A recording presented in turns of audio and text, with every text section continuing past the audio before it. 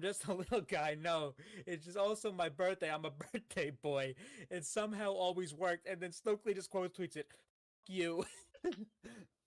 Tony Brown. But who the fuck's in the background? It's Hook. It's fucking Hook. And then he's getting twerked on by some fucking broad. My t-shirt money is now in the ass crack of some fucking stripper. So thanks, Hook. But I don't under- but Jesus Christ, this is the greatest fucking thing I've ever seen. Clip it. Oh, but actually, hey, it worked out in the long run. I actually do hope they make another season actually, because I would love to see the American Dragon on Total Bellas start memeing on John Laurinaitis. You have live footage of John Laurinaitis in his living room calling somebody in his underwear saying, "Hey, bud, you fired." What did Max Caster say about me? Like I'm embarrassed the fact that I'm hosting a post show for this crap. I'm proud of you, Carl. I love this. We did our Valentine's Day post of Hooked on You, but it was mainly for Jamie Hayter and only Jamie Hayter. It's not right. It's not right. Fucking trying to build an account and we get this bullshit on the account. Great. But also follow a simp account. Okay. Okay, but here's the thing, because those people, this is networking. We actually follow. You got it was a business decision. It's a business. You have to follow these people. This is like following. If you want a stan account, you got to follow the other stans. And when you get big, you get rid of them. You get rid of them after that. It's over with. I open up our Instagram and the first thing I see is Pro Wrestling Simp, and I'm like, what is this? I don't look at that. I don't look at that stuff. It's a business decision because that guy promotes us, and then when we don't need him anymore, we toss him aside. That's what happens. Yeah, well, we got go so fucking slap it on a t-shirt and continue to use the move forehead. Unprettier. This guy just say fucking forehead. Switch. What? This guy say forehead. You yes, I did. You think I fucking wouldn't catch that? You think nobody on this program would catch that? But I did. For weird. You almost didn't. For weird. Let's be honest. You almost didn't. Weird champ. Weird champ. This is what we resort to here. All right. Next up. Unbelievable. Five head. Next up, we have. Why people happy? Pagu.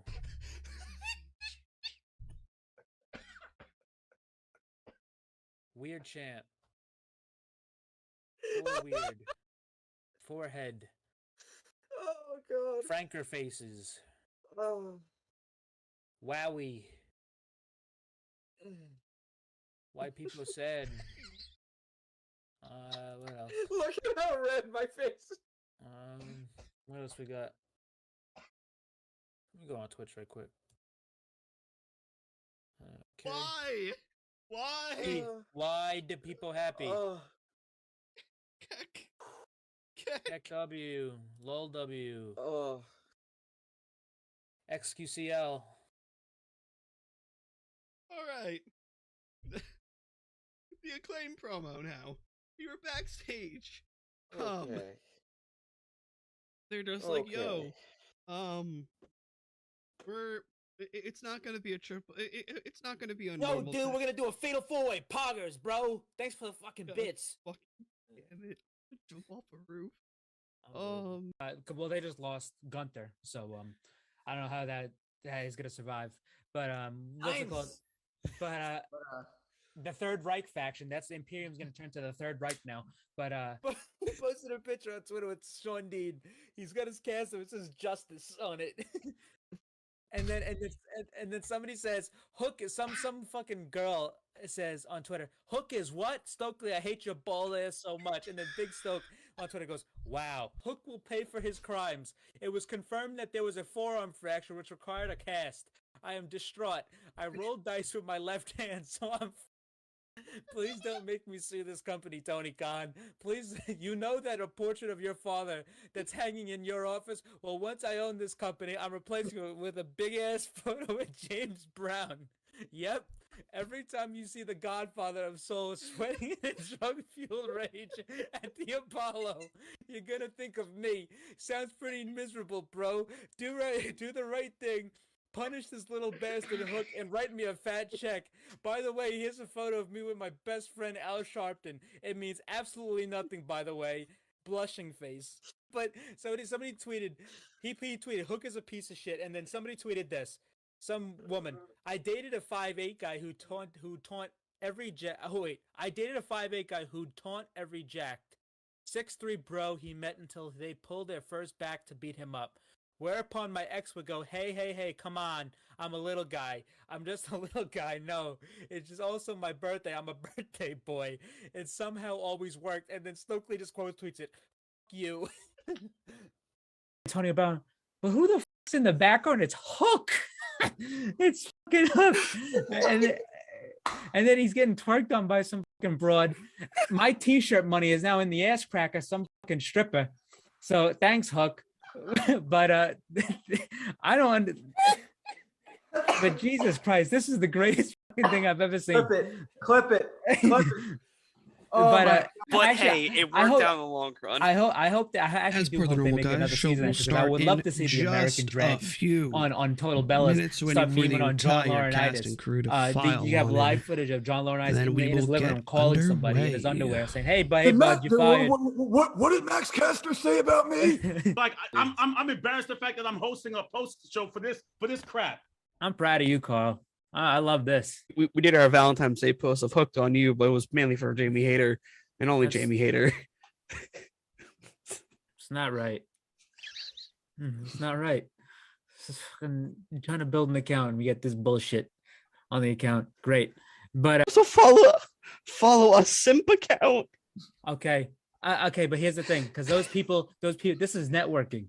This is We easy actually networking. follow You got simp account. It was a business decision. It's a business. It's a business. You have to simp, follow these okay? people. This is like following. If you want a stan account, you got to follow the other stans. And I know, but like, when you shit, get big, you get rid of them.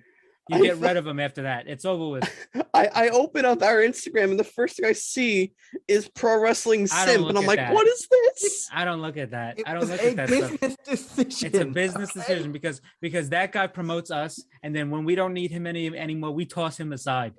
That's what happens. This is, Yeah, well, Libri got killed. So fucking slap it on a t-shirt and continue to use the move forehead. Unpretty. this guy just say I'll take fucking kill forehead. switch. What? This guy say forehead. You Yes, I did. did. You think I fucking wouldn't catch that? You think nobody on this program would catch that? But I did. For weird. You almost didn't. For weird. Let's be honest, you almost didn't. Weird champ. Weird champ. This is what we resort to here. All right, next up, Unbelievable. Five head. Next Poggers. up, we have Why people happy? Pagu.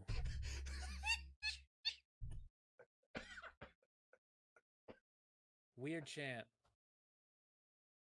For weird. Forehead. Oh god. Franker faces. Oh. Wowie. Why people sad. What else? Look at how red my face is. What else we got? Let me go on Twitch right quick. Okay. why? Why do people happy? Oh.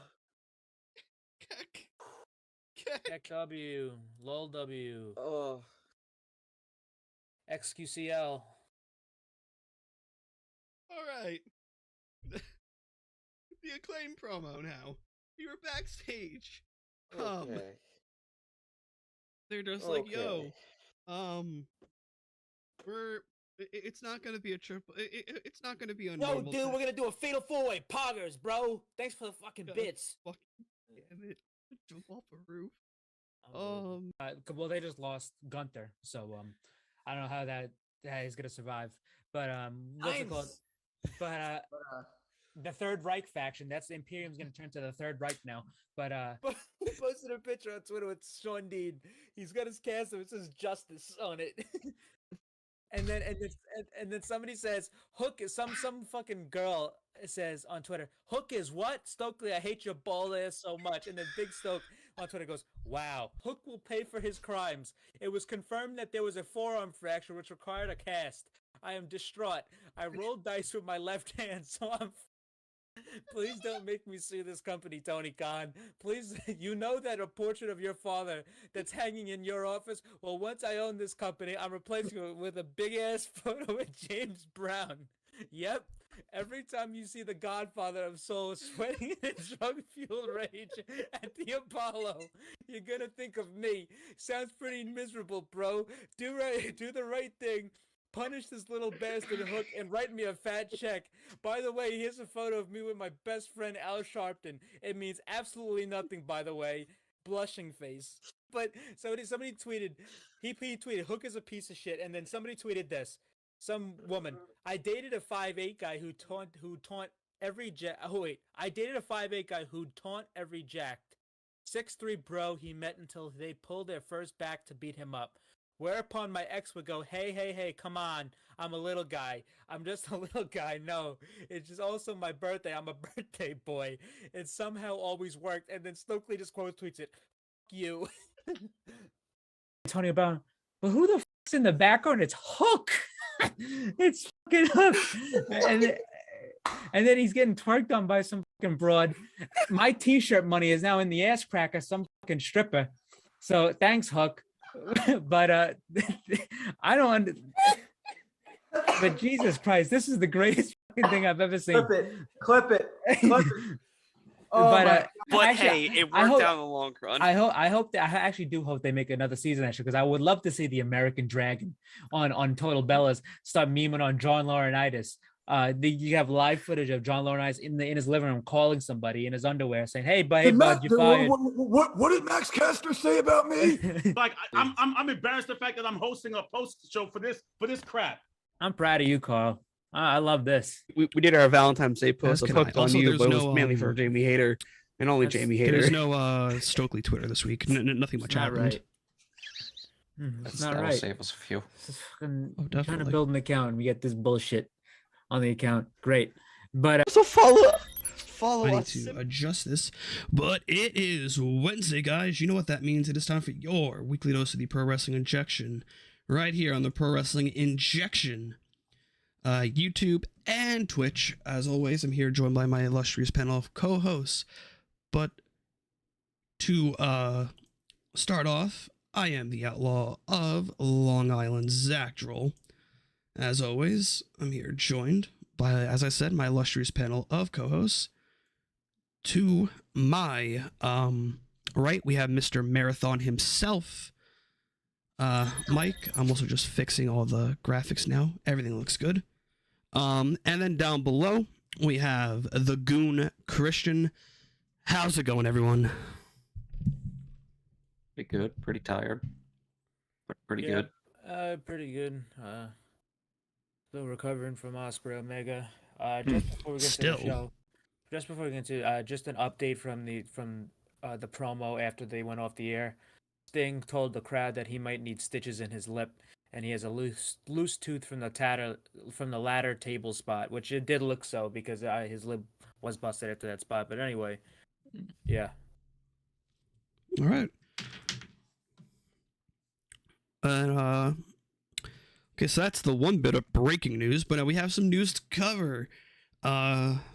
We'll finish off with the quote-unquote major news. To start, Brian Danielson's arm is a lot worse than it was to be expected. He'll be out 6 to 8 weeks.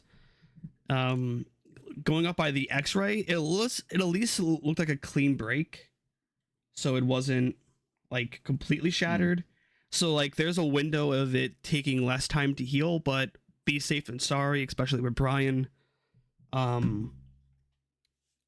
He should take the full extent of his recovery. Next up, we also have the announcement of Arthur Ashe, September 20th. Before God damn it. Before you get off that, I just want to say about Brian. That's gonna take him out of blood and guts. Yes. Yeah. That's gonna take him out of blood and guts. I don't know his status for Wembley. because the doctors told him in the media scrum, which is a very important detail that shouldn't be overlooked, that they said when they thought he fractured it was 6 to 8 weeks. But with that, I don't know how long that would be. I think it'd probably be a little bit longer. I don't know if he's going to be able to make Wembley. If he doesn't, then whatever. There's still Arthur Ashe. I think he'd be good to go for Arthur Ashe. But yeah, I'm not sure. It's gonna be a.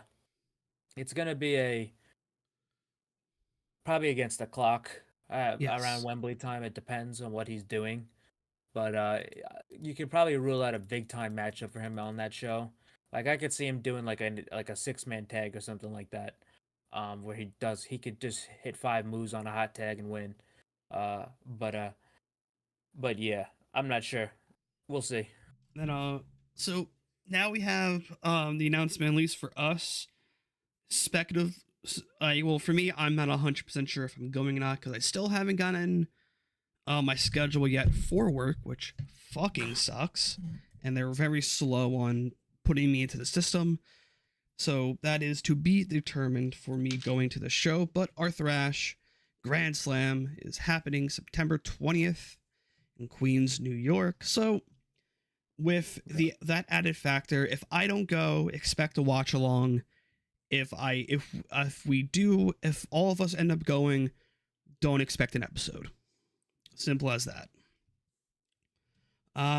Now, Christian, you can talk about this news because So this was kind of we talked about this a little bit on the pre-show because it was happened that day on the Forbidden Door pre-show, but there's been 2 matches added to Independence Day in Korakuen Hall for the New Japan show, and it's going to be one on each night. And it was because of the call out that Julia from Stardom made against Willow Nightingale for the Strong Women's Championship, and 2 matches were added. And this is very cool because Julia is one of the best women wrestlers in the world right now. Top star in top star in Stardom. Julia is extremely um I can't find the word. Extremely like raved about by everybody who's watched it. I've seen a couple of her matches. She's very very good. But the matches. So Willow will be going to Japan for the show, and this the night one match will be Willow Nightingale and Momo Kogo, who is the woman Willow beat in the round one of the tournament where she won the title in, versus Julia and Thekla, which is Thekla's another woman I've seen and seen a couple of her matches and in Stardom. She's very very good. She's Austrian, same as Walter or Gunther, but yeah, she's extremely good as well. They're both in the same faction. Julia has her own faction in Stardom called Donna Del Mondo, which translates to Women of the World. And they're both stablemates, so it's cool to see Thekla on the show as well because she's very good. I've seen her before a lot. So that's pretty cool. But on night 2, then is the title match with for the Strong Women's Championship between Willow Nightingale and Julia in Korakuen Hall. So that should be very, very good. I don't really have a prediction for that because that can go either way. I could see Julia winning because this was probably good. Well, obviously, it was probably going to be Mercedes and Julia, which is the match that everybody wanted and everybody wants. So I could see them putting the belt on Julia and then waiting till Mercedes gets better. But I could also see them waiting for Mercedes and then have Mercedes beat Willow and then do the match with Julia. But we'll see. But it's cool to see Willow going back to Japan because she has been there before for Tokyo Joshi, and very cool to see Julia get in the fold here because she is extremely good. And yeah, those are the only 2 matches that have been added to that show, and that's the only 2 matches. And that's probably that's the last show between that and the G1. So that's the last show before the G1. The G1 starts July 15th, 4 a.m. Eastern time on July 15th. So wake up and watch it, have your breakfast. But that's really about it. The only thing is that the card got announced for that show, the match order for that show. No other tournament days have been announced except this one, but we have Yoshihashi. We don't have to talk about that. We can. I'm not doing that. I'm just saying Yoshihashi versus El Phantasmo, Chase Owens versus Gabe Kidd, Tangaloa versus Kenta, Shota Umino versus Ren Narita, Okada versus Great Okan, Yota Tsuji versus Kaito Kiyomiya, Taichi versus Will Ospreay, and Sonata versus Hikuleo is what's going to round out your first day of block action for the G1, and nothing else has been announced so far. But yeah, that's exciting. And now, so today was the pre-release for the pre-orders of AEW Fight Forever. I pre-ordered, of course, the Elite Edition, which what got me it a day early. I stayed up all day. I was expecting a midnight release, and I'm dropping at 9 a.m. I did a nice little live stream over on my personal channel, and Nice. I will say, oh my god, this game is so much fun. Where it lacks in the creation suite, so you can't really have it a very in-depth character, as if you could say in the WWE games. It's very. Is there breaking news? Yeah, the graphic just dropped for Arthur Ashe. Wednesday, September 20th. Tickets on sale Friday, July 28th at 10 a.m. Eastern Time. The day before my birthday. Nice. I'll keep that in mind. Nice. So yeah, the creation suite very lackluster, but I give benefit of the doubt. This is probably THQ's first pro wrestling game since WWE 2K13 / WWE 12, because technically WWE 13 fell under the 2K umbrella for some reason. That was a fun game too. It was. This game, I recommend it. It's very easy to pick up. You can even change the controller scheme, so you don't have to use the base controls that they give you. Another thing is the exploding barbed wire deathmatch. As we had mentioned when the game was coming out, there is an option for the exploding barbed wire deathmatch to be the dud from Revolution 2021. But it's not an in-game option. It's a random event. I love that they put that in there. Every single match that I've had has been the freaking violent explosion. I played online with a friend. Very fun. There is a ranked tag team option, so me and him are going to be cutting it up on the PlayStation side of things. Crossplay is not said to be out yet. It's probably going to take some time for that to get put into play. But I recommend this game. If you want to shell out the $70, shell out the $60 for it. Already did. Yeah, or fun. Well, in your case, like $78 because you got the Elite Edition. I ended up only paying. What was it? It was okay because there's a lot of things here. It was on sale for I think 71. Yeah, but plus tax and then brought it to 78. Plus tax brought it back up to like 77. Then I had $11 on like already in my Microsoft account, so it dropped it to like 66. Nice. But yeah. I recommend this. I might do a live stream on here tomorrow for the actual full release on the Pro Wrestling Injection page. I'm not sure yet. I need to think about it. I slept for 6 hours after I got done doing my live stream. I ended at like 11, 12 o'clock, passed out, didn't wake up till like 5, 6 o'clock. So I got my nice long sleep. I'm well rested, ready to talk about AEW Dynamite.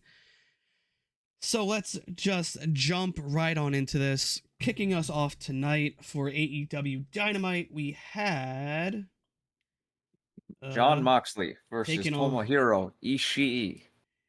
This was just a fucking incredible match. This was awesome. This was what was this like? Very the reminisce of their G1, Christian. Yeah. So quickly. Little recap of that G1 match. It was Moxley's first time out of WWE. The G1 was basically his first string of like matches in any company, right outside of WWE in 2019. That was still one of the best blocks ever in the G1. That was still one of the best G1s. And that was Moxley's first like really standout match post WWE. It was before AEW even had television yet. But that match, I'll never forget it. It was so excellent, those two in the G1. They were in Cork and Hall. They were fighting around the arena. They went up into the stands. I mean, Mox put Ishii through a table. Ishii jumped off the top rope through a table to the outside, which is, if you've watched Ishii for an extended period of time, he doesn't fucking do that. But yeah, that match was excellent. That was one of the best matches, probably a top 5 match from that G1. Definitely Mox's best match that whole G1. But yeah, it was really cool when this match got announced. Just the quick news piece about this match is that this actually wasn't supposed to be Jon Moxley and Tomohiro Ishii. It was actually supposed to be Bryan Danielson and Tomohiro Ishii, and that was confirmed by Bryan in the media scrum because Bryan, when he was asked about his arm, he said, "I was planning on wrestling on Wednesday," and I mean, he was beating up Ishii on the Go Home show, so I can't imagine it wouldn't have been him and Ishii, and that's another match that I don't believe has ever happened before. So that sucks. We'll get it someday. He even said like one day, like down the road, it's like either go there and wrestle Ishii or go wait down the line then wrestle Okada again. So probably get that match eventually one day. But yeah, that was a little piece of news for that match. But yeah, listen, these are two guys who are very similar. These are two hard hitting guys who don't really give a fuck about their well being. They just want to smash you in the fucking mouth and stand and stare at you and flip you off. They're perfect. They're perfect opponents. In my opinion, even though they've only really had 2 singles matches, and a couple tags, well, maybe one tag. Well, the one, that's another thing, a part of this match as well, which we'll talk about. But these guys are just perfect opponents for each other, and he's one of Moxley's best opponents, and he flies under the radar a bit because they haven't really had frequent matches. But yeah, this was a hot opener. I really enjoyed it. I loved when Kingston came out and just him and Claudio were just staring at each other. That stairs. Yeah. Before that though, I loved because Moxley was busted open hard way in this match, and the funny thing about it is that that scar that reopened on his head was the same scar that Ishii gave him at Dominion. Oh shit! In the 6-man tag match, Ishii headbutted the shit out of him in that match, and he got back spot. So it's funny that Ishii reopened that same wound in this match that when he gave him at Dominion. But yeah, that was really cool. The spot that I loved the most was like he was giving him like the hammer forearms, and Ishii's just putting up his middle finger, flipping him off. Yeah, I mean he's like that one and the one in picture. The one in picture where like he was stomping his face and then Ishii looked back at him and spit on him. That was funny. But yeah, these guys are just great together. Eddie came down and started staring at Claudio. I can't wait for another singles match with them. It's gonna be just cinema. We can't move on from this match without referencing Tony Schiavone saying Stefan or Stefan, and then him and Taz getting into it, and then Ishii taking like a big forearm from Moxley. Gets rocked a little bit, and then Taz just goes, Ishii might think his name is Stefan. Yeah. Where's the point where they like kept bantering about the video game, and they're like, just shut up about the video game already, damn. But there was one of the better spots in the match was they had a continuous sequence of hitting some of their signature moves and kicking out at one. Like there was a point where Mox hit the paradigm shift, then Ishii kicked out, and then he hit I believe Ishii hit a sliding lariat, kicked out at one. Oh, Mox hit, beautiful. Ishii kicked out of the Death Rider, which nobody really does frequently in AEW. Mox kicked out of the vertical drop brainbuster. So they both kicked out of each other's finishes. And listen, a lot of people do not kick out of the Death Rider. So that was a really cool nod to Ishii. I mean, I knew Ishii was going to lose this match. He got the pinfall victory at Forbidden Door. So it was pretty much a fact at this point. But yeah, I loved the spot where they were both hitting each other with blows, and after the sequence, they both just collapsed on each other, and because Ishii does that a lot in his matches. I always attested it to Kyle O'Reilly as well. Like they would just wobble around the ring and just fall down. I love Ishii and Kyle selling, but yeah, And yeah, they pass that on each other. so eventually Moxley would get the win. Hit He the death then match would for them. have a face to face with Kingston, head up the ramp, and Kingston would follow suit. But then we would cut to backstage with who should be the new Miss Marathon, because she was all over the fucking arena tonight. We have backstage. Are you saying I have that much game? No, absolutely not. That's why I said Miss, not Mrs. That's why I said Miss, not Mrs. Because there's a difference. Remember that. I had to say it. So Adam Cole and so Renee was backstage. Perfect timing. Cole's pulling up. Cole's feeling a lot better. We'll get to Cole being sick and the outcome of all of this. So Cole's feeling better. Then pops up MJF. Hey, buddy, how's it going? Like we should really hang out more. We should do all this. I even got us a T-shirt made. Better than you, baby. Don't touch me, Max. Don't touch me. So MJF wants to hang out with Adam Cole. They want to bond, team bonding. And Adam Cole. I better get the same type of vignette that they did for the Inner Circle. Team bonding wins championships. Yeah, Adam Cole. He's not about this shit, but he's gonna go along for the ride because you know what? Fuck it, let's try it. I hope there's one day, like they did this in WWE with Bianca Belair and Zelina Vega, but Zelina was streaming on Twitch, and then she was in a feud with Bianca. This was during the pandemic. And then, oh my God, yes. Zelina, then Bianca showed up to her house and attacked her. I would love for Adam Cole to like be fucking playing Tears of the Kingdom or some shit, and then all of a sudden you hear a door open and it says, "Hey, buddy, you want to play?" And then MJF and Adam Cole have to begrudgingly play fucking Mario Kart together. No Smash Brothers on stream or some shit. That would be fucking hilarious. But see, I don't think that they would fight in his room because his room has a lot of collectibles in it, so I don't think they want to like bump into shelves and shit like that because he has. They don't need to fight. I'm saying they don't need to fight. They need to sit down and play some fucking Mario Brothers. No, they play Tekken together. Yeah, Tekken or Street Fighter. So then after that, we would cut to the ring. No. After this was commercial. Commercial, yeah. And then there's Renee backstage talking to Moxley, saying like, "What the hell is going on?" Kingston pops in. They're arguing, and Renee is like, "I'm done. You need to fix this, Kingston. You need to fix this." And then we fade to black. We then get a vignette. Oh wait, hold on. We can't just disregard MJF's great line at the end before they went to commercial. "See you later, bro, Chacho." Mm-hmm. Great guy. So then we had the Renee, Mox, and Kingston with BCC.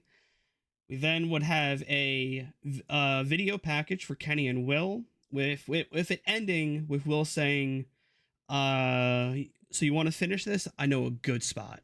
So this is definitely teasing All In for Wembley. After this, we would go into the trios match of Orange Cassidy, Keith Lee, and Vikingo. Just about Will Ospreay. Ospreay did say on the scrum that is actually pretty something of note that he wants to finish up it doing like indies this year. Yeah. Like he wants to finish up doing indies, and just because he said his body can't really handle it. And I anymore. understand that. I respect it. And I mean that's a lot of guys. I mean a lot of guys when they sign a contract with a major promotion, they stop doing indies, which is completely understandable. It lengthens your career. So, and he has made it evident that he does not want to live in America. He doesn't want to move to America. He said this. I mean, he's not going to WWE. I don't see an avenue that happens. He said he really doesn't want to go there. If he goes to AEW, he'll be on a very limited schedule. His contract comes up in New Japan next year.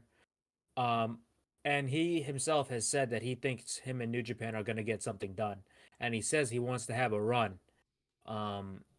like just like a big deal run in a company. And I could see him signing with AEW. I really could when his deal comes up. I could see them making provisions where he doesn't have to live in the United States. He could Because come and Pac doesn't go. live in the United States. Yeah, He would come and yeah. go. He could come and go when he wants. He could do whatever he wants. He could have a lighter schedule or something like that.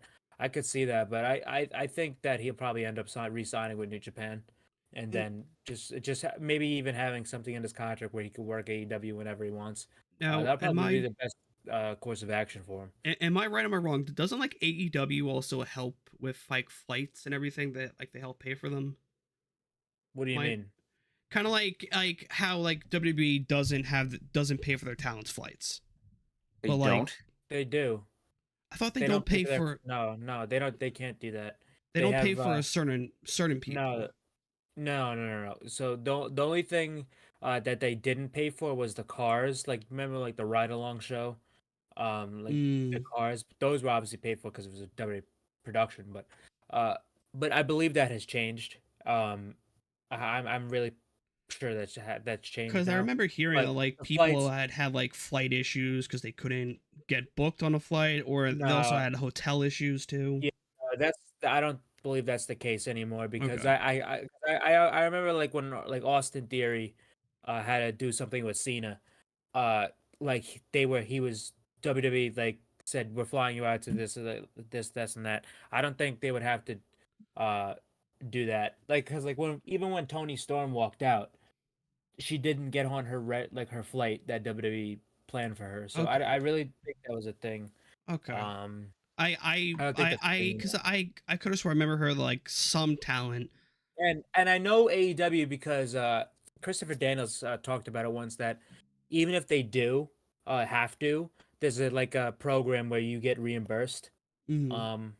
And that's I mean a lot of businesses have that Yeah, nowadays. I wasn't sure. That's why I'm just like asking. Yeah. As well. Also that just quickly because of New Japan as well.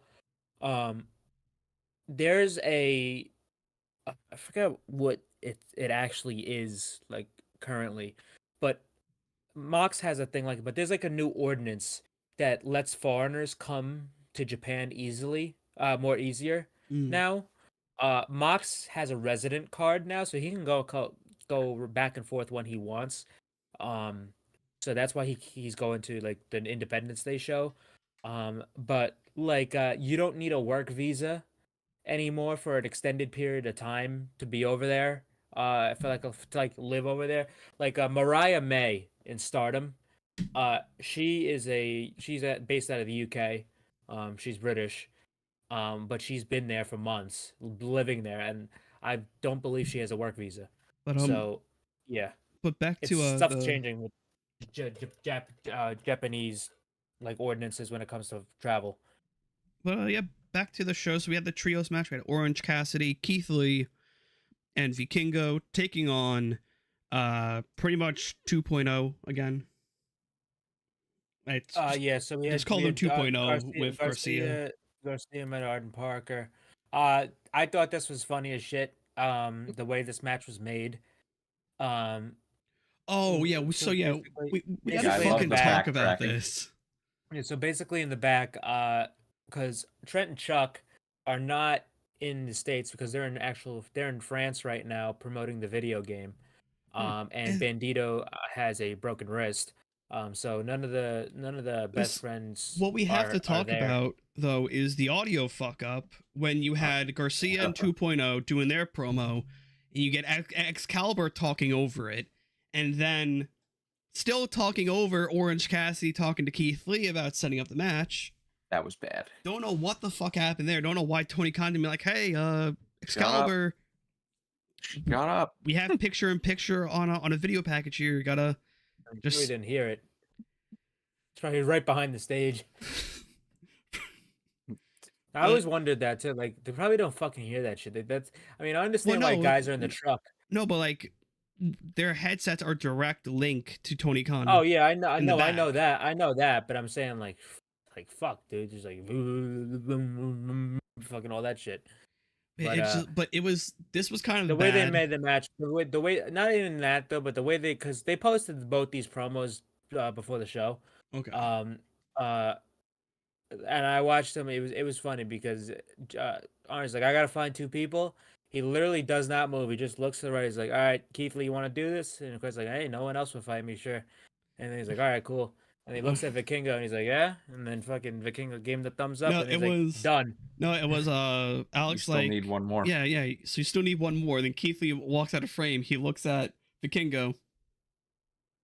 Okay. There we go. This match was stupid fun. Keith Lee dyed his hair back to black. I think I remember him saying when he left WWE in his video, like, and everything, he said he doesn't really like having the gray hair. He doesn't like it all too much. I can understand that. Because he also doesn't want to look old. Yeah. Because when you look old to promoters and people like that, they go, maybe let's not work with you too much. But this match was just stellar. A lot of comedy. You had the bit with the comb and everything. For me, it didn't really get going until Keith got the hot tag. Till after the picture in picture. So also the one thing I did really enjoy, I love that was the best part about this entire match was the character work. And basically the character work between, I love Garcia dancing on Keith Lee's body. That was fantastic. That was funny. There was a couple of spots that were kind of rough, but I knew what they were going for and they saved themselves. Like the one where Vikingo was supposed to flip onto the outside. Keith Lee was supposed to catch him, but I guess he came that was pretty rough. He came in too low, but it was funny because they saved themselves because Keith Lee just fucking picked the guy up and just started smashing him against the. Because they turned it, because they did a double swerve. Because you think, okay, Keith Lee's pissed. He's gonna just obliterate Vikingo, but then he swings Vikingo into Angelo, swings him into, I think, Garcia or Matt, and then, yeah. I will say, it was funny as shit watching Keith Lee go like,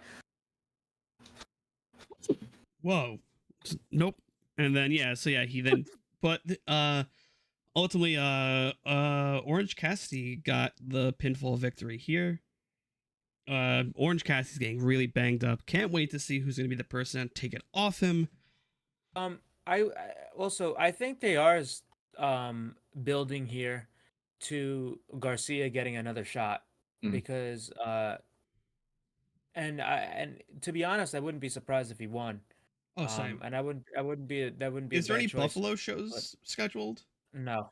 Let me see. Not anytime soon because they still have a couple more weeks in Canada. I know that, but I'm saying like around like the New York time because there's they are Calgary, Boston, Newark, July 22nd. Are you guys gonna try to go to that one? No. They're in Albany in July 26th. Okay, yeah. So probably around like they might go from. No, they're not going from Albany to. I think there has to be a time where they, because normally they do like New York shows like close to each other. Yeah, they're doing the Albany show right. They're doing Newark for Collision on the 22nd, and they're doing Albany on July 26th. Also, they're doing New Jersey for Death Before Dishonor, and I don't see. I think, that's the one thing about. I don't think Daniel Garcia is probably gonna get the title there because he's probably gonna wrestle Shibata 1-on-1 at Death Before Dishonor. So, he doesn't have to get another shot. Yeah. He's got I think he's got 3. He had the first one, then the second one, and then he had the Fatal 4-Way. I'm just trying to think because the possibilities are there because like I think that they would save it for him to get it in his hometown. I know like that's kind of what AEW is known for sometimes for like people getting titles. It's either really close to their hometown or it's in their hometown. Because that way if they get a better reaction from the crowd. But going forward after this match, we had the. Wait, wasn't it just a? OC did not get the pinfall, right? Oh, Keith Lee put down. Menard. Oh yeah. That's right. My bad. The Elite ended up Okay, so the Elite were backstage. This was filmed earlier in the day. I wonder how many takes it took, because I know John Silver popped everyone there every time. But essentially, this is the small turn of the Dark Order. This is definitely going to be putting them into more of a heel territory. Because the Elite were like, hey, like, we want a match. Then in comes Dark Order. They're like, guys, you're in our shot. This is a BTE. Go back. They're like, nah, you want to fight? We'll fight. And like, okay. Matt and Nick walk off. And Hangman's left there like, why are you guys doing this? They're like, well, they're not really your friends. Remember, we were there for you during your lowest points and stuff like that. Then Hangman said, I don't want to be a babysitter to you guys. Which, Oh, so that's what this is? yeah, so that's what, that kind of struck a chord with Uno. It's like, oh, so that's what you thought this was. He goes, you know what? We'll see you in the ring. And then this would then lead into Chris Jericho backstage with Renee and Sammy. Okay, this was just fucking Chris Jericho just talking about the match, saying you've pulled out something inside of me that hasn't been out for a while, which is true. He hasn't been the Painmaker since the Nick Gage show. He has not pulled out. It's been that long? Yeah. I'm almost certain he has not pulled out Painmaker since Nick Gage. Shit. Didn't realize it was that long. Yeah, right before this, they had a, because we mentioned the other one earlier, a short video package with Danielson and Okada from Forbidden Door. Yeah, we don't just gloss Well, over. you mentioned the other one earlier, so might as well mention this one. Because this one has implications for a match coming up. Versus I just, you know me, I like to be thorough. I'm almost certain that Painmaker has not been around since the Nick Gage match. I could be wrong. Part of me, I know. Part of me just thinks that he did it once before, like because I remember it being. Because he did. It was the Fighter Fest night 2 where he wrestled Kingston. It was the Shark Cage. Show. Okay. It was the Eddie Kingston match.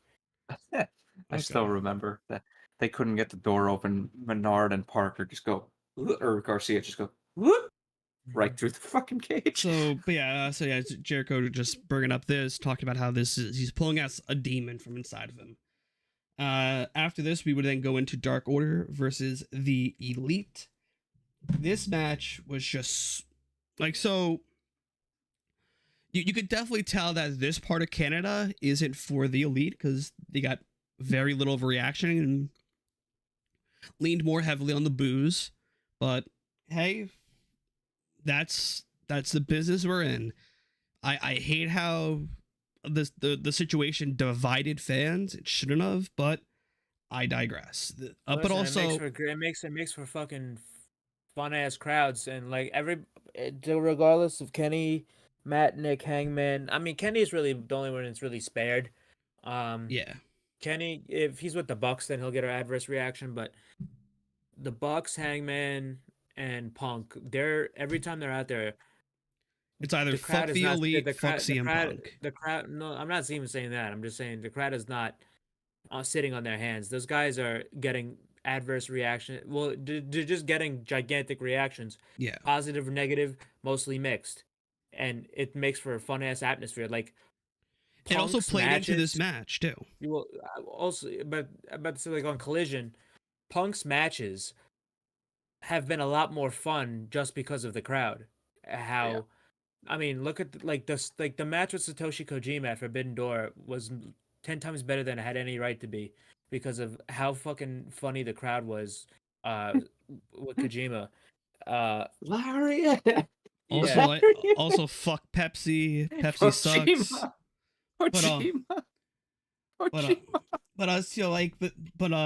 The added reactions played into this match, especially because Evil Uno is from Canada. But Dark Order played really strong heels in here. They were knocking Hangman off the apron any chance they got.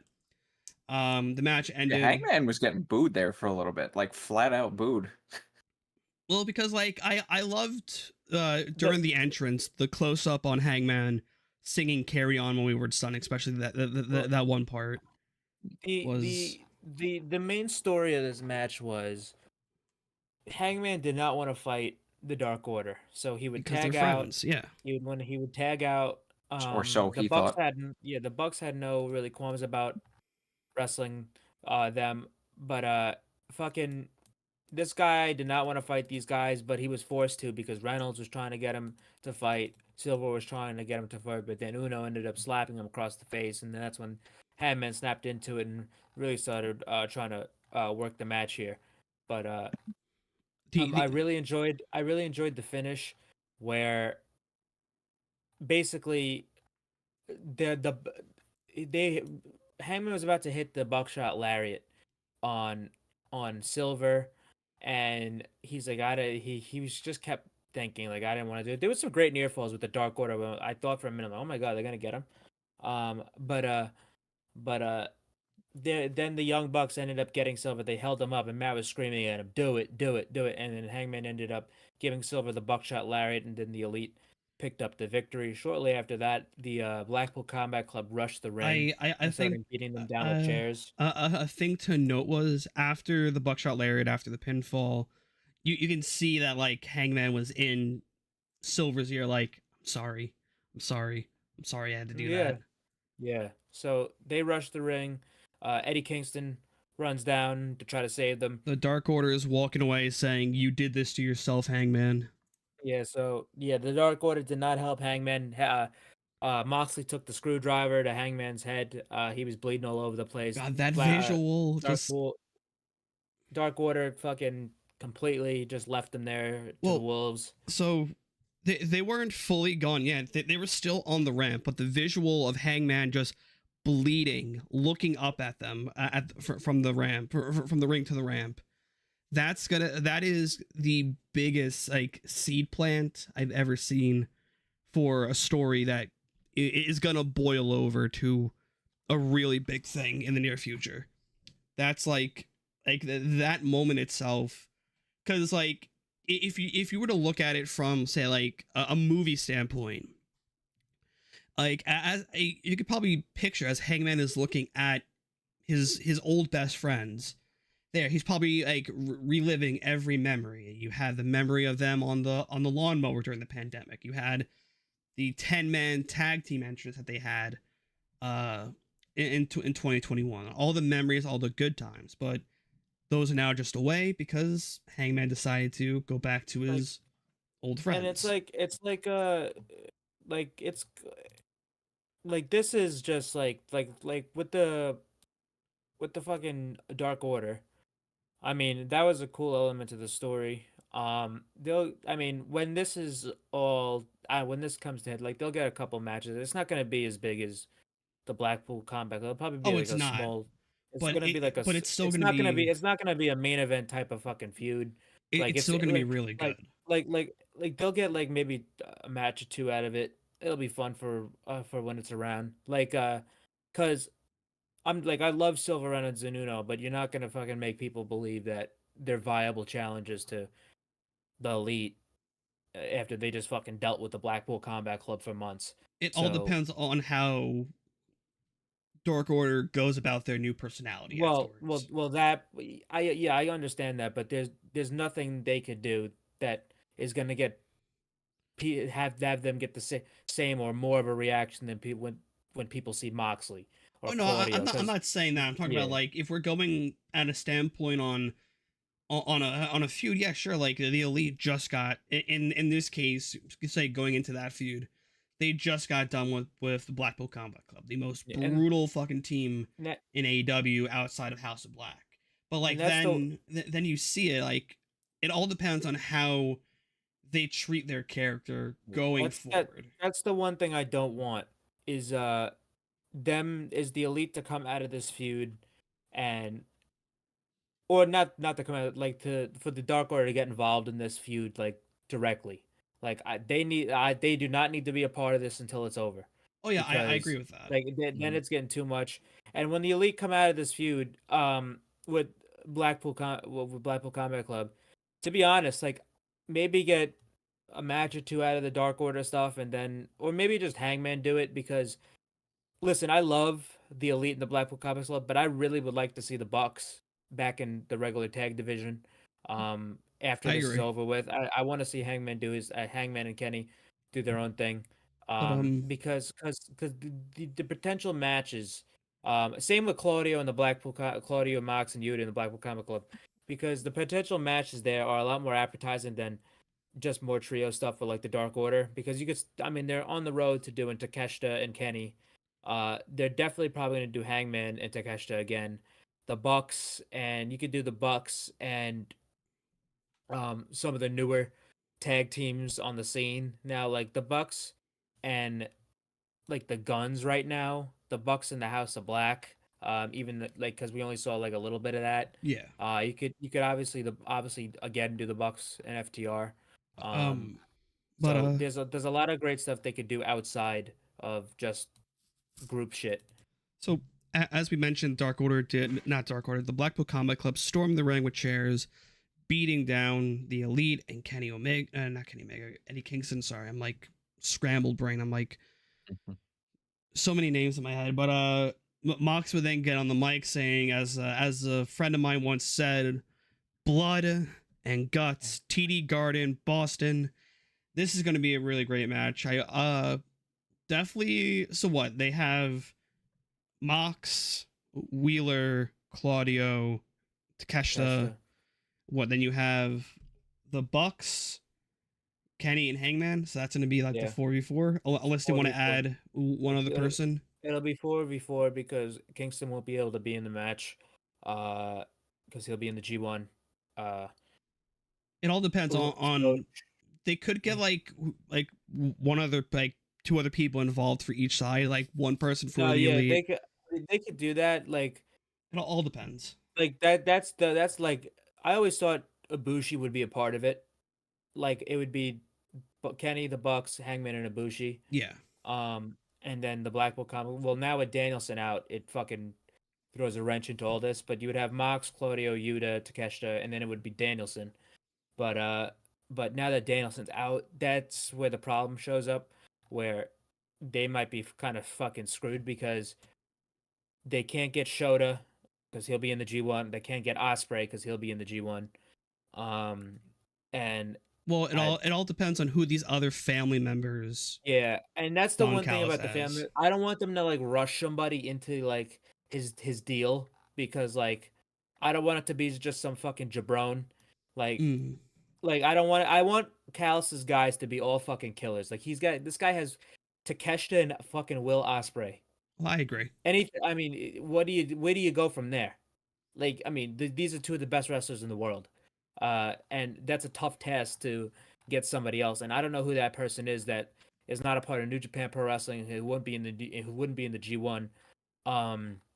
But if they were to get another person, it's they would have to try hard. That's why I was throwing on the fact maybe delaying Blood and Guts, but obviously that's not happening because Danielson is hurt. But that's what I was telling you when we were talked about this on the post show for Forbidden Door. They like when you advertise an arena for having an event like that, you can't back out of it. Yeah, that's like there's one you can't pull out. There's a few New Japan names that really for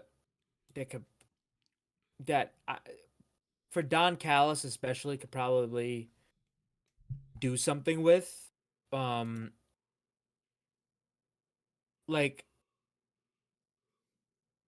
I mean, it's just they're in a tough spot. Like they don't really have many options. Like they could have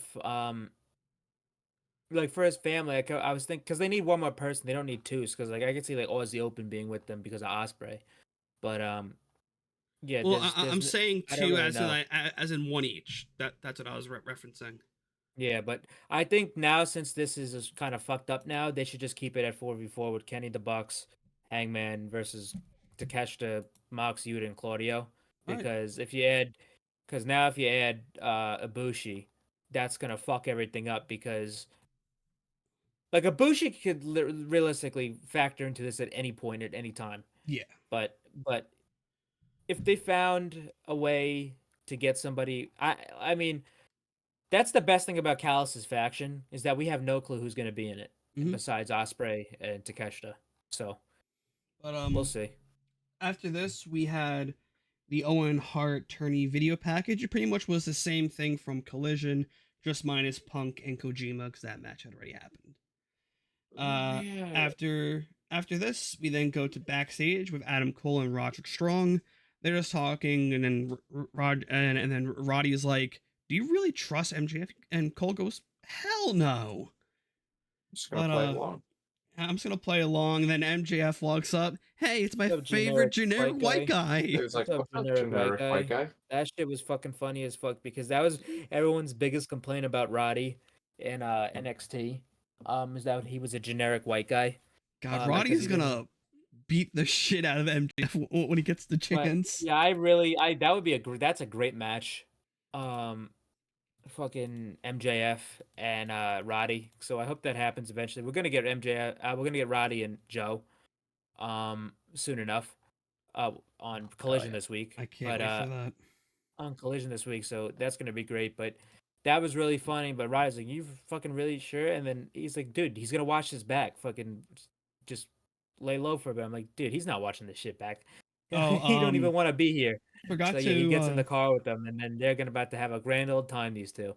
Forgot to mention during the Elite match, their lower third says, "We'll never financially recover from this," referencing the Wendy's chili debacle.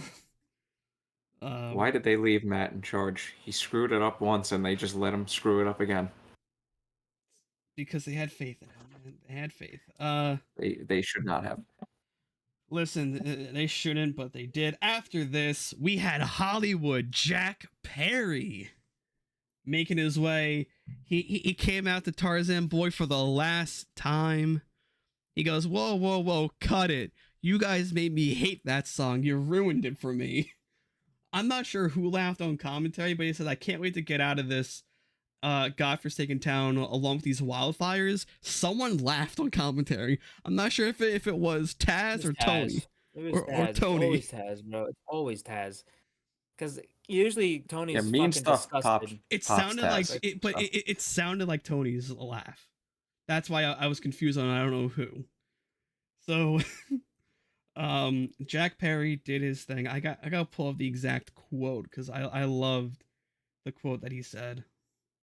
And I'm still banging the baddest bitch in the back or something. The hottest bitch. The guy. Right. Before you get into the guy came out. He had aviators on. He had a brown jacket on. Guy looks similar to Christian. Christian, yeah, but actually, he was wearing the same outfit Christian wore, like a similar outfit to when Christian turned heel. Yeah, I know that, but I'm saying like there was because Joey Janela on Twitter, he added clarity to it, and he says Jack's been wearing this jacket for years. It's his dad's jacket from the '90s. Also, fuck you, Jungle Boy, for abandoning my best contribution to your career in the business, Baltimore Tarzan Boy. So, but to me, I mean, it did look like Christian's, but to me, it looked a lot more like, I don't know if anyone's seen the movie, but Once Upon a Time in Hollywood. The brown jacket that Leonardo DiCaprio wears in that movie, I believe it's the same one. I thought you were talking about Brad Pitt's character. No, Leonardo DiCaprio. I think it's the same jacket. If you look up Once Upon a Time in Hollywood, it's like on Google Images, it's like literally in all the posters. That one's more all leather. This one is a mixture. I don't know. I'm trying. Even if it's not the same one, that's what they need to be going for. They need to be going for something like that with him because Hollywood Jack Perry. The guy it's his first heel promo. I mean, it was he killed it. He killed it. He did good. Like he had to stop at some points. There's one thing that I noticed about this promo that he still needs a lot of work. Like it was a great promo for his first heel promo, but like he's not like, I mean, nobody's MJF, but like he's not like MJF or Christian or Jay White or like. He just needs a more delivery, more cadence because like he was stopping and he's like, it looked like he was thinking about what he was gonna say. Like those guys, like bang, bang, bang, bang, bang. But he did very, very well in this great promo. He had the line about it was this exact wording. He goes, "I'm still young, I'm still cashing fat checks, and I'm still banging the hottest bitch in this entire place." Yep. So he said Pulled down his that, glasses and winked. and then he talked about turning on Hook. He said Jungle Hook was about me. It was never about Hook. Um, I didn't turn on Hook. You all turned on me, which is not actually that much of a Far lie. off. Yeah. They fucking turned on this guy for Doki, and I mean that happens in New Japan anyway, but because Doki's fucking him. But what's it called? They, I mean, he even said, "I want to take that FTW title away from you because it means a lot to you, and it means a lot to your family." And then he looks right over at Taz, And everyone's shouting asshole. yeah, and then he's like, "I See, could that's beat." what they think of you, Taz. Yeah, and then he basically goes, "I could beat up Hook any day of the week." And then Hook's music hits. He makes a beeline to the ring. Hook earlier this week, they put out a fucking little package, and all he said was, "Jack, you fucked up," and he walked off. So yeah, he runs down to the ring. He chases Jungle Boy outside of the ring. He actually doesn't. He actually crosses the invisible barrier, from the ring to the outside world, and actually chases the guy. He chases him all the way to the back, and then they go back to the commentators. They say a couple words, but then they cut back, Well, and no, then he's so still fucking. Wait, there is no it invisible was barrier. Cody broke that thing down like What- 4 episodes in. what happened was they were going to talk about the Arthur Ashe show, and then Taz goes, "Whoa, whoa, whoa! They have a camera back there." Yeah, and then we so cut to the he's running- camera. they're And then we running get the back epic there, chase. And then fucking they're chasing this guy. Dive head first in that car, son. Fucking Jungle Boy dives headfirst into the fucking car. That car speeds away. Hook can't catch it, and he's pissed. And that was a great segment. That was a Jack great Perry being first a segment cocky for Jack. chicken shit heel is so fucking good. Him being a cocky chicken shit, it's gonna help a lot. So yeah, they mentioned Grand Slam. They didn't fully get into it, but essentially, yeah. But we talked about in our news segment. After this, we had Rupee. Wait, whoa. I'm getting to it. I realize where I messed up, but you can kiss my dick and let me talk about it. No. You completely forgot something about that entire segment. The funniest thing of the entire night. We mentioned Tony Schiavone mentioning Nope. dive headfirst. Nope. What was it then? It was Hook, out of anger after not catching Jungle Boy, throwing the garbage can and hitting one of the guys that worked there. It didn't hit him that hard. Yes, it did. No, it didn't. It literally hit him. The garbage hit him. It didn't hit him it that hit him, hard. But it hit him. It hit his fucking foot, bro. The guy wasn't fucking that. The guy was pissed. The guy didn't even. Well, fuck them. I don't give a fuck about that guy. That was great. So I laughed so hard. So before the Ruby Soho match, we had Sammy Guevara come out just with his cue cards. I kind of like the cue card era of Sammy Guevara. It's a fun bit. He was just talking about the main event. Why did he come out here? Kill time. Yeah, It was to kill time. I understand why, because their whole fucking show format got fucked up because Tony Khan tweeted out during the Ishii and Moxley matches that Britt Baker and Ruby Soho was canceled for the night because Britt was not cleared due to illness. She probably just caught what Adam Cole had. It sounds like food poisoning, because or COVID. No, because Ruby brought up on the promo after the match that, like, dig your head out of the toilet. It could be that, but it could be food poisoning, it could be a stomach bug, it could be whatever Adam Cole had. That's what I was saying. Because if it was COVID, because no one gives a fuck about no damn COVID no more. So it's like that, and like so yeah, they canceled the match. Ruby still had a match later. We'll talk about that, but yeah, Britt was unable to compete, so they just pushed the match back till next week. So yeah, so they brought out Sammy just to kill maybe at like 3 minutes, 2 minutes. It was just a pitcher break because they had an empty one. Yeah. Might as well. And so yeah, it was just him kind of hyping up the main event, talking about Fight Forever, making a little tongue-in-cheek nod to the video game, promote that. Then we cut back to the show, Ruby Soho versus Alexia Nicole. Yep, she was a local talent from Hamilton, Ontario, Canada. Just a squash match. Yeah, squash match. Ruby won with the lockjaw. She even stole Paul Turner's rubber gloves to be able to do it. And then she cut actually a pretty good promo after it, talking about Britt Baker, talking about what she did last year to her in the finals of the Owen, and all her matches that they've had together, and how she's a different person. And I think Ruby will actually win that match, because Sky Blue went over, and the Sky Blue's looking to most likely get in a push. So Ruby cut a pretty good promo here, and we'll get that match next week. Then after this, we go back to last Friday with the Acclaimed and QTV. Anthony Bowen telling the girl that he's gay and he's not into her. This will then cut to backstage area where we have QTV, we have QT Marshall, Johnny TV, and I forget the girl's name. Harley Cameron. Harley Cameron. Thank you. They just mentioned how QT and Johnny TV are having a match on Rampage. Harley Cameron and Johnny TV have since been signed by AEW. There's no official graphic yet. It's probably going to drop Friday, I would assume. Yeah, maybe. But unless they're all tier 0. Yeah, it probably. I mean, Harley probably would be. Johnny, I don't know. I mean, it would make sense for. I mean, it makes sense for Johnny to try to want to work there. I mean, his wife works there. Yeah. I mean, WWE keeps fucking this guy over. So.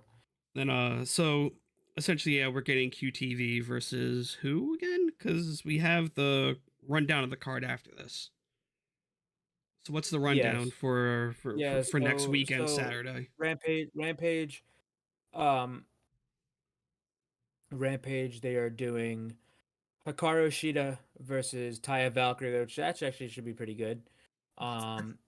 They're Hikaru Shida and Taya Valkyrie. They're doing. I'm trying to remember all the Rampage matches. What's so funny there, bud?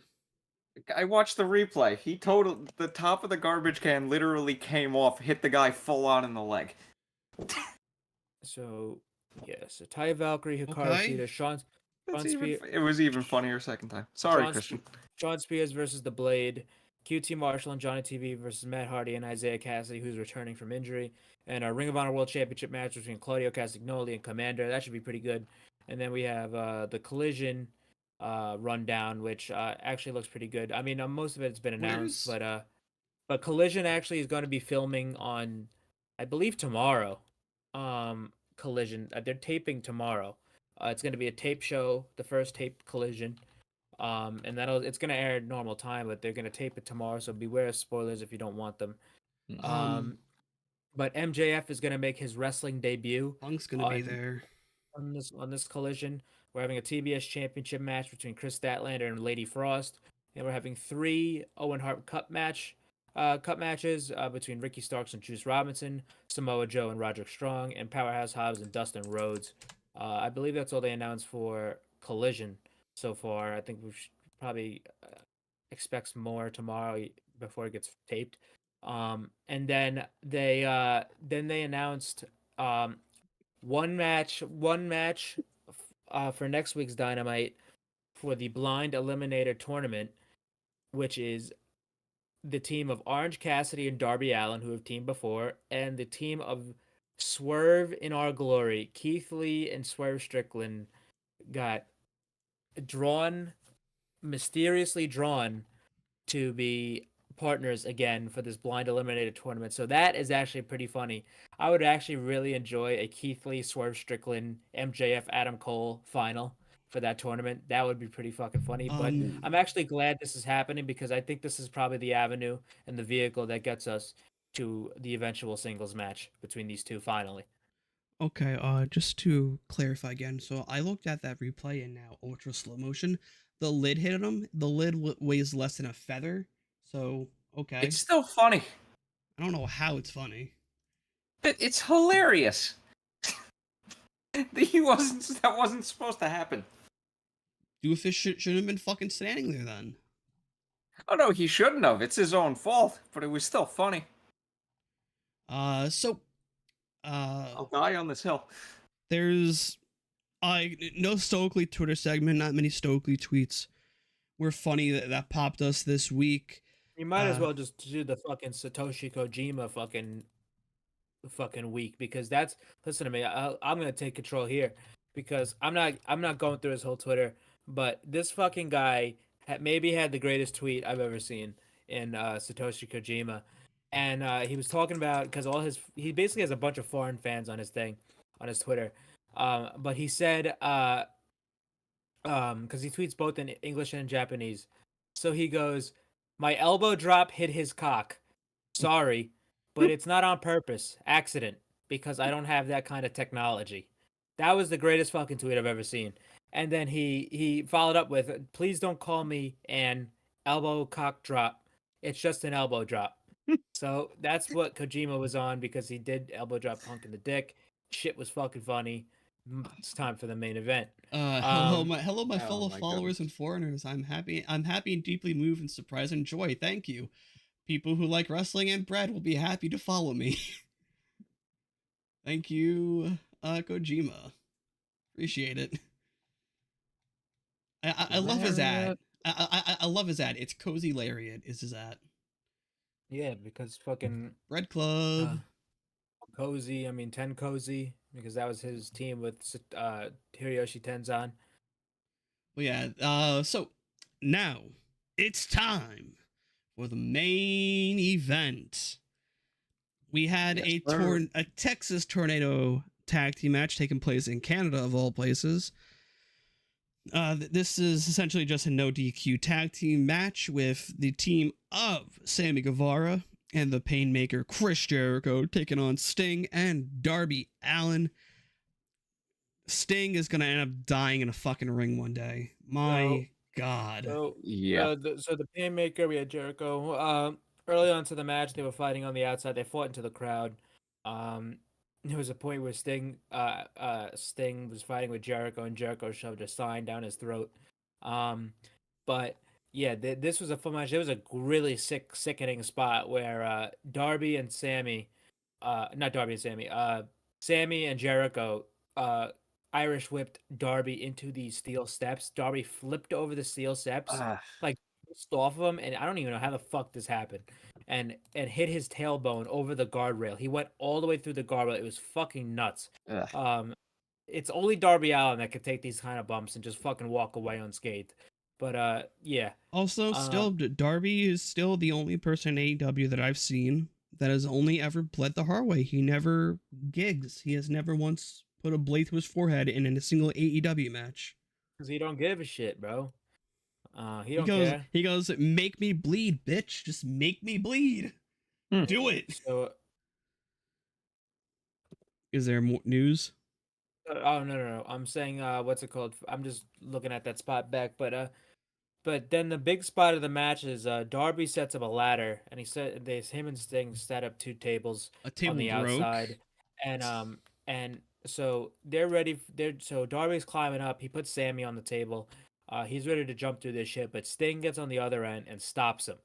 He stops Darby. He's like, "Let me do it." And then the way he was facing, like, is this fucking guy gonna do a coffin drop? Imagine. I got fucking scared shitless. And then he turns around and he's getting ready to jump through these tables, and I'm fucking shitting myself.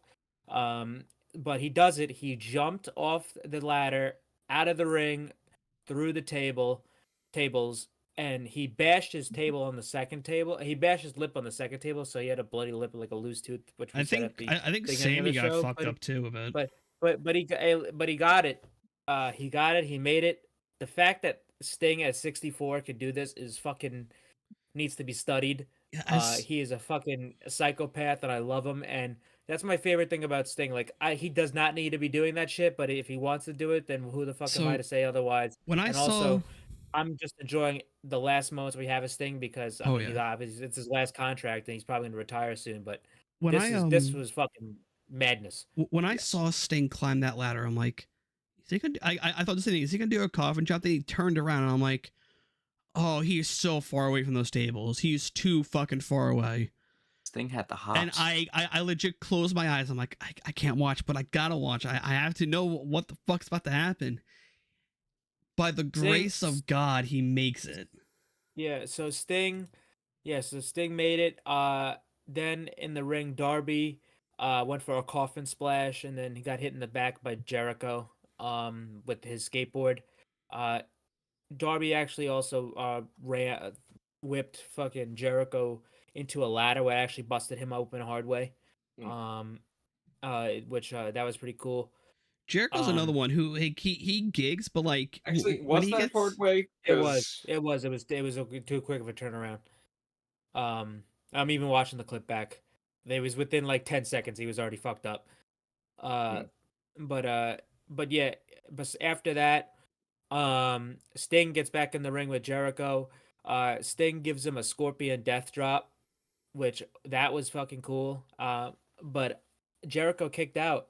He put him in the walls. He put him in the lion tamer. Sting both got out of that, but Sting eventually got out of it and put on the scorpion deathlock and submitted Chris Jericho. Jericho taps out to Sting, and yeah, that's how the match ended, and that's really how they went off the air. And I thought it was a fun, really good match. I really enjoyed the main event. Really cool to see Jericho and Sting in there. And yeah, good stuff. It wasn't the best Dynamite. Obviously, I wasn't expecting really anything. Yeah, this Dynamite was more promo heavy and segment heavy. Yeah, there's nothing. There's nothing. I mean, I expect there's nothing really they could do because they're coming out of a pay-per-view. Number one, they don't have a pay-per-view until August, and which still really, has yet to be announced on where to watch. Yeah, a lot of the storylines were interpromotional, so there's not really a lot of storylines for a bunch of guys, and yeah, it's basically it's a reset episode. It was just kind of a chill, laid back episode. It wasn't bad, but it wasn't anything to sing home about. It was just just an episode to not recover, but just like, all right, this is the start of something new now, and just get their feet on the ground again. So it was so I thought it was pretty good. And we'll start to see some build. They'll probably do a mini TV pay-per-view, like a TV special. Well, yeah, it's around that time. Yeah, they're gonna do like Blood and Guts. That's the big thing is to build the Blood and Guts, and there'll probably be other matches on that show besides the Blood and Guts match, which usually takes up an hour of the show. So we'll see. I think possibly we're probably gonna get like a Fighter Fest or a Fight for the Fallen in between. Yeah, probably get a Fighter Fest here and Fight for the Fallen. Yeah. Do they usually do a 2-week Fighter Fest or no? Sometimes it depends on how they want to book that card. It's always been 2 weeks. It's always been 2 weeks. Besides the very first one, the very first one. Every time they did it, they had it with TV. It's been 2. Yeah. But so it all depends though on if they want to do it too, because remember, like I think they're probably gonna do it because you have the Dynamite and Rampage taping at time, so they might do Fighter Fest that day. Now getting into the wrestler of the week, I will just toss it over to Hangman Adam Page. I'm gonna give it to him. I think the story that he's about to embark on is going to be a reverse of what we saw in 2021 with the Elite and Dark Order. I think that's going to slowly build to it. I'm going with, this should be pretty evident, but I'm going with Sting. Sting, he even got a standing ovation after the show went off the air. The guy is, you got to appreciate every time you see him because you're not going to get much of these left. But yeah, Sting was fucking unreal tonight. I am going to go with Will Ospreay. All right. Oh, actually, yeah, the new shirt dropped. I love that new shirt.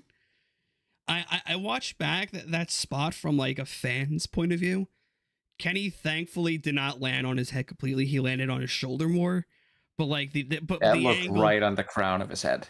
If you look at the fan footage, that wasn't the angle that we saw. He landed shoulder first. Camera trickery. But yeah, I absolutely they did a great job at that. Oh yeah, absolutely. It was a great match. Get the t-shirt now. you can catch us all on Saturday, maybe, I think, if we want to do a post show for Collision. Christian, would you be there, or is it just be me and Mike for those shows? I have no clue over. Me, it's gonna depend on work. If I have to miss some of the show, I'll miss some of the show. Okay. Without further ado, guys, if you want, I'm probably going to be streaming more AEW Fight Forever later tonight. I'm going to be recording some of the Road to the Elite stuff after this, maybe, because I know it's not really stream worthy from what I've seen. Yeah, I saw like the first round of it. It's but I digress. It's their first video game. So yeah, guys, thank you all. Slow build. Yeah, thank you all for watching. And also, it's a live service game, so keep that in mind, folks. So yeah, we thank you all, and we'll see you on Saturday, probably.